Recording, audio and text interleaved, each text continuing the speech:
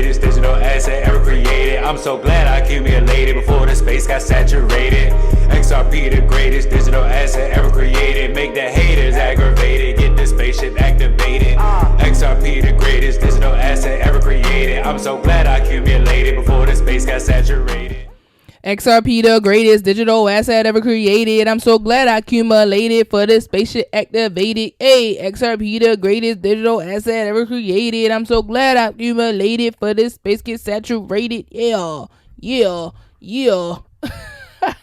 Welcome back to the channel, guys. We're gonna talk about XRP news and crypto news in general. So pretty much right now I have on the screen a sign in Dubai. Dubai is full go on Ripple and cryptocurrency. I've been in Dubai one time before and it's amazing, and I did see a Ripple sign out there, so it is real. People they're really out there displaying and hanging Ripple marketing all over the city, right? Also I wanted to get into a video where it says XRP holders tokenization of real world assets is the ultimate goal in creation of crypto. So all the world's value on chain. So, hey, XRP the bridge. This will be happening fast. So pretty much let's look into this video real quick, guys, and they're gonna be tokenizing real world assets. You actually have here is you have a market structure, a regulated market structure that is wrapped literally around cryptographic tokens, in this case Bitcoin tokens, and the safekeeping of those, the record keeping of those, and the actual kind of underlying transfer and liquidity. And so that is a market structure that is now being interacted with by the very largest financial institutions in the world, and they're coming together and working with great firms like Coinbase and others who are providing the actual critical crypto infrastructure, around some of this.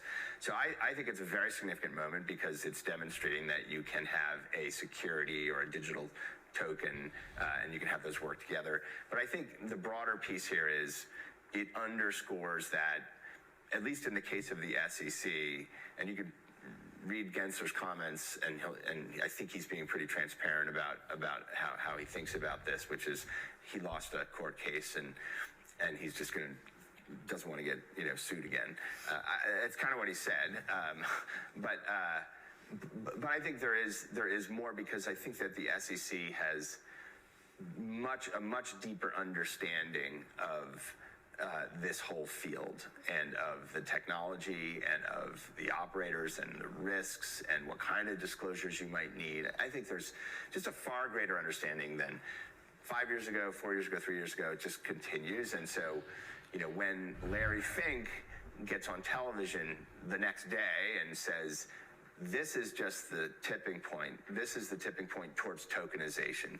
The tokenization of financial assets broadly and of other types of property is going to change the way the financial industry works. It's going to change access to finance and financial products and other things, which I deeply believe. I think that's an indicator that, I think BlackRock is perhaps one of the largest securities issuers in the world. And I think it suggests confidence that, tokenization is going to be coming on in a significant way, and that we're going to see some of the very, very biggest asset issuers in the world issuing tokenized versions of those assets this year. And so that's significant. And so I do think it is not just about, is this validation for Bitcoin? I think it's about the whole technology architecture, what it represents. And I think, we're all sitting here because people are interested, right? And that people are interested. They first told us that crypto was not a thing. Now everyone is interested. All right. So pretty much it says we get caught. This is Zach. He said we caught them all. Now XRP gets set free. So pretty much Gary Gensler, I'm about to bring him up in a second, but hey, it's time to set XRP free, man. We've been in the shadows for a very long time, and everybody needs to be on a level playing field. Listen up to see what Zach talking about. We truly catch them all. And they completely underestimated this XRP army and our ability to hold on to XRP while it was suppressed for 4 years while this lawsuit dragged on.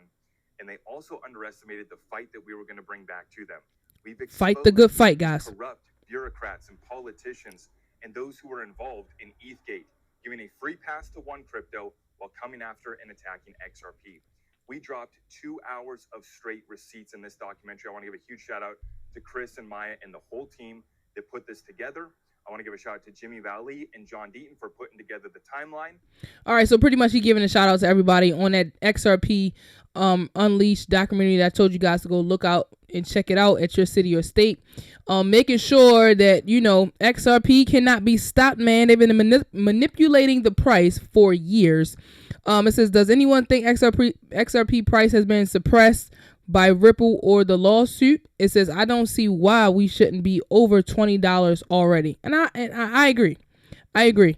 Like I said, if you looked at that documentary, it tells a lot in that story, because they have been holding out for years trying to make sure they get the big money, and us peons, quote unquote, you know, manipulate us, and they only are in these 1 or 2 crypto coins, and they're pushing it to the moon.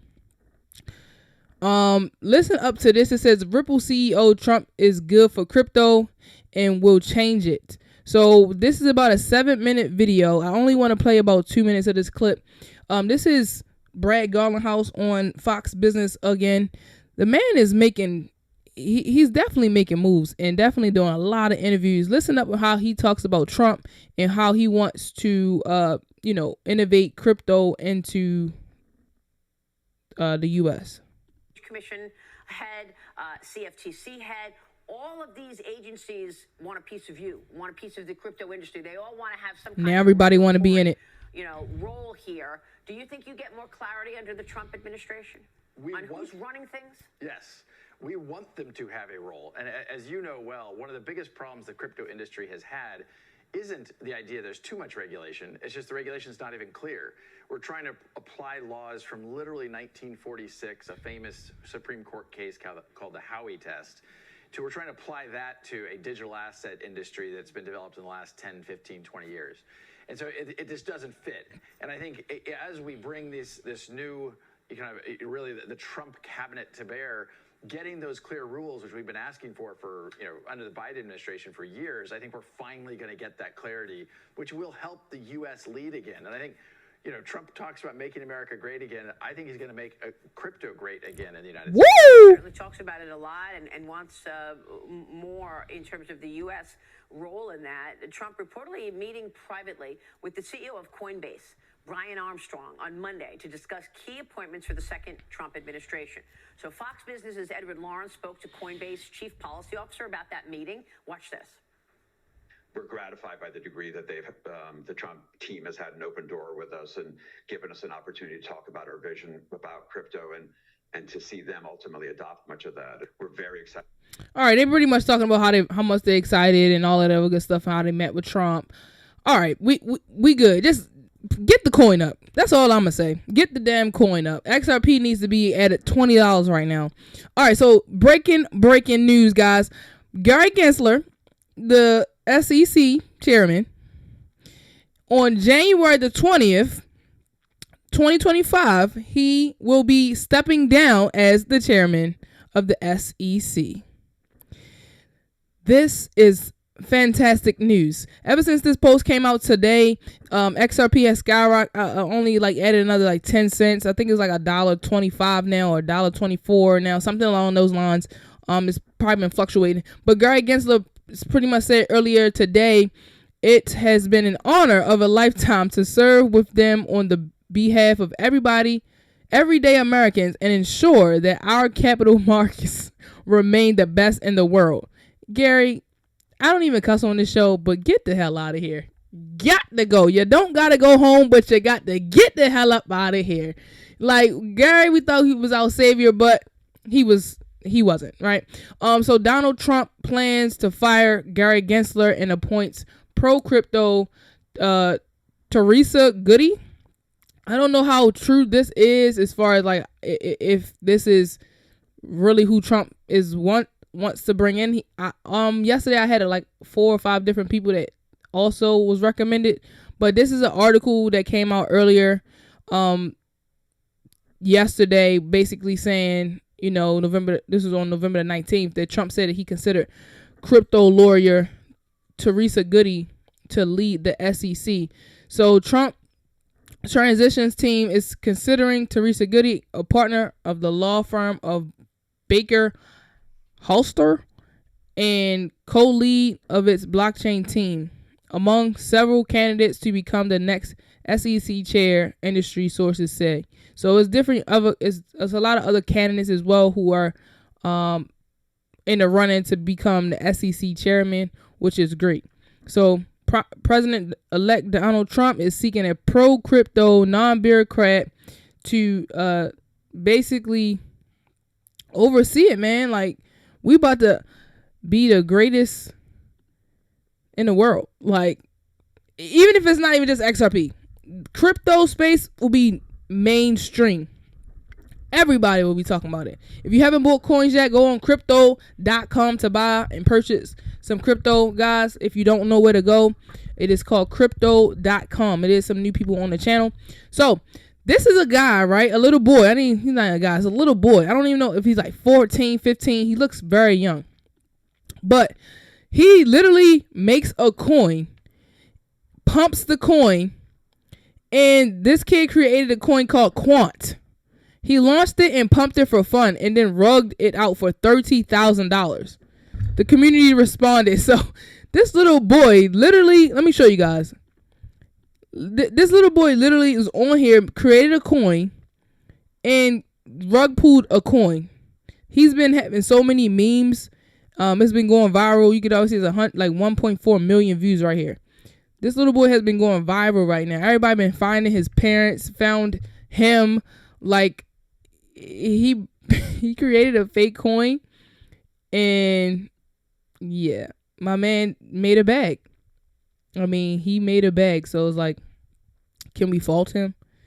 Look, he's happy as shit when he realized that he just made it was a rug pull. He did a coin, and yeah, shit, I need to make me a coin at this point. Jesus Christ.